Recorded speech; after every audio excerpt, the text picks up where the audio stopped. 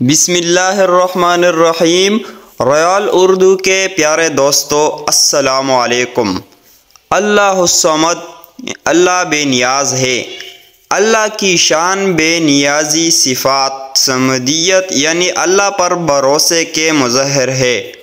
جو شخص اللہ کو اس صفت سے پکارتا ہے وہ اس کا مظہر ہو جاتا ہے۔ لہذا جو شخص اللہ کے مقرب بندوں میں شامل ہونا چاہتا ہے وہ اسے کثرت کے ساتھ پڑھا کرے۔ آج ہم آپ کو اللہ الصمد کے پڑھنے کے برکات سے آگاہ کریں گے۔ اس کے پڑھنے سے اللہ پاک انسان کی کیسی مدد کرتے ہیں، آج کی اس ویڈیو میں آپ یہ جان سکیں گے۔ لیکن ویڈیو کا آغاز کرنے سے قبل میرے دوستو، اگر آپ نے ابھی تک ہمارا چینل کو سبسکرائب نہیں کیا تو پہلے سبسکرائب کریں تاکہ ہمارے آنے والی ویڈیوز کی نوٹیفیکیشن وقتاً فوقتاً آپ کو ملتا رہے۔ میرے عزیز بھائیوں اور محترم بہنوں، اللہ الصمد کے ورد سے عام لوگوں کو بھی بے شمار فیوز و برکات حاصل ہوتے ہیں۔ جو شخص یہ چاہے کہ اس کی کاروبار میں خیر و برکت اور رزق میں وسعت ہو تو وہ روزانہ 1000 مرتبہ پڑھے۔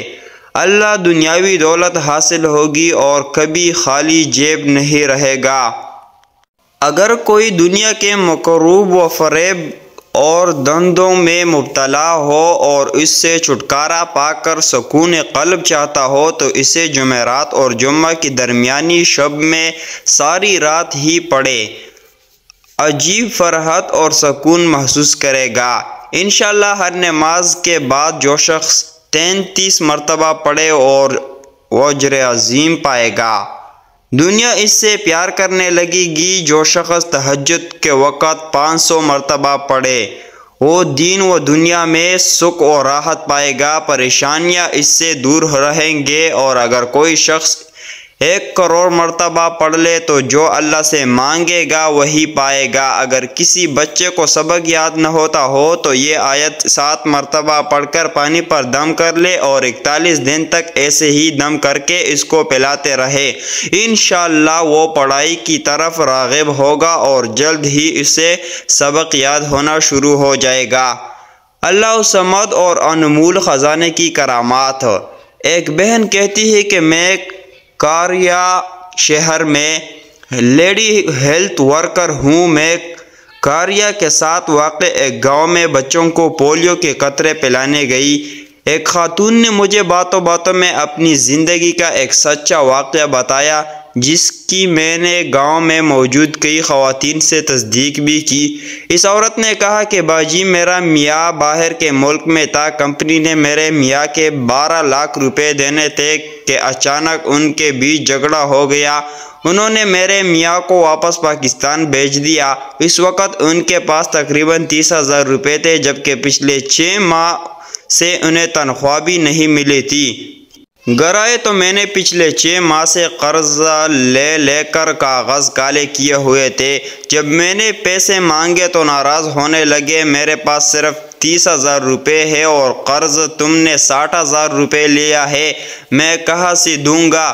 جھگڑا اتنا بڑھ گیا کہ بات علیحدگی تک پہنچ گئی۔ کسی بزرگ نے مجھے یہ وظیفہ دیا کہ 1.25 کلو گندم کے ہر دانے پر اللہ الصمد پڑھے اور پھر نہر میں گرا دے۔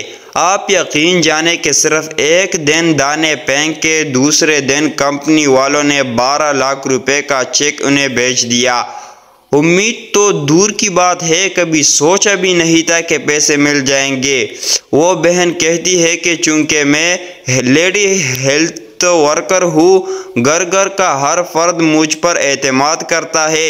ایک دفعہ ویکسینیٹر ٹیکے لگانے آیا تھا۔ میں گھر میں بچے کو بلانے گئی کہ اس کی ماں بچے کو حفاظتی ٹیکے لگوا لے۔ معلوم ہوا کہ ماں تو گھر میں نہیں ہے۔ پوچھنے پر پتہ چلا کہ وہ گھر والوں سے روٹ کر ہمسائے کے گھر گئی ہے۔ 5 دن کی بیٹی تھی اور دوسری 1.5 سال کی گھر میں ساس اور اس کا بیٹا بیٹھی ہوئی تھی۔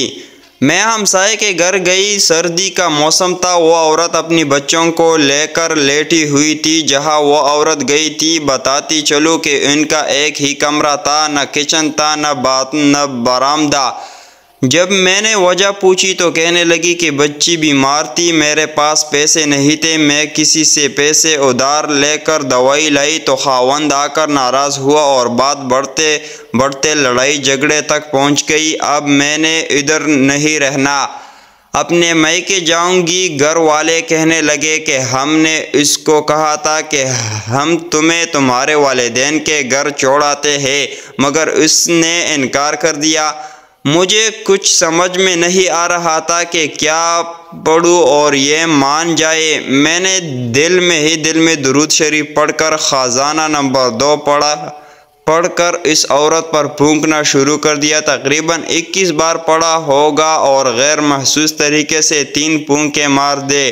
آپ یقین جانے کہ پتہ نہیں مجھے کیوں اتنا یقین تھا کہ یہ مان جائے گی۔ میں نے اسے چلنے کو کہا، ایک بچی میں نے پک اپ، ایک اس نے اور اس کے گھر چھوڑائی۔